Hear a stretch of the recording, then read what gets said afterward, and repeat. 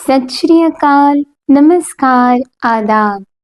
मैं गुरप्रीत कौर आप सभी का तहे दिल से स्वागत करती हूँ इस 18 दिन की सीरीज में, जिसमें हम हिंद की चादर 9वें गुरु तन तन गुरु तेग बहादुर जी महाराज जी की जीवन, इतिहास, उनके महान त्याग और बलिदान को जानने की, समझने की और महसूस करने की कोशिश करेंगे। आज डे 1 में हम विचार करेंगे गुरु साहिब जी का जन्म और उनके बचपन से जुड़ा एक बहुत प्यारा प्रसंग। गुरु जी का जन्म 1 अप्रैल सन 1621 में सिखों के छठे गुरु हरगोबिंद साहिब जी और माता नानकी जी के घर अमृतसर शहर में हुआ, जहाँ पे आज गुरुद्वारा गुरु के महल सुशोभित हैं, जहाँ आज भी कई संगतें दर्शन करके, सेवा करके निहाल होती हैं।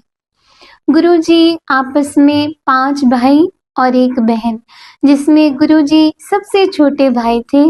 गुरु जी का बचपन का नाम त्यागमल। बचपन से ही आपका स्वभाव बहुत शांति, नम्रता, त्याग, वीरता और निर्भयता से भरा हुआ था। गुरुजी ने बचपन में विद्या के साथ साथ शस्त्र विद्या और घुड़सवारी की विद्या भी सीखी।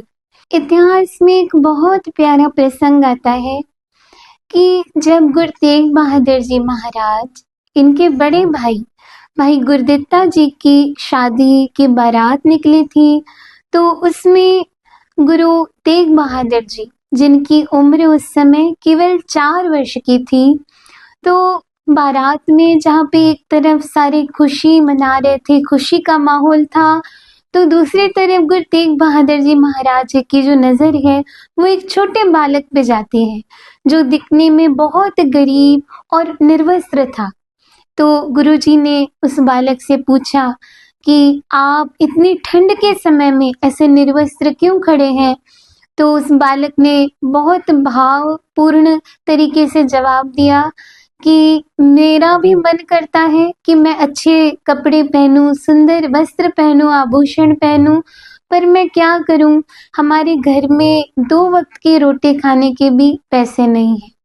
तो गुरुजी ने उस बच्चे की वो हालत देखकर 4 वर्ष की आयु में इतना करुणामय उनका हृदय, उन्होंने अपने सारे वस्त्र उतार के उस छोटे बालक को पहना दिए और आप निर्वस्त्र रहे।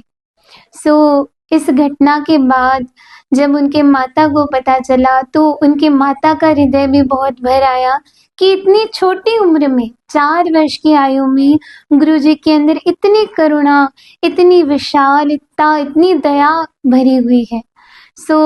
गुरुजी जो 4 वर्ष की आयु में एक छोटे बालक का नंगेज, उस छोटे बालक को निर्वस्त्र नहीं देख पाए, तो आगे चल के जब धर्म के ऊपर संकट आया, तो वो धर्म को ऐसे नंगेज होता कैसे देख सकते थे।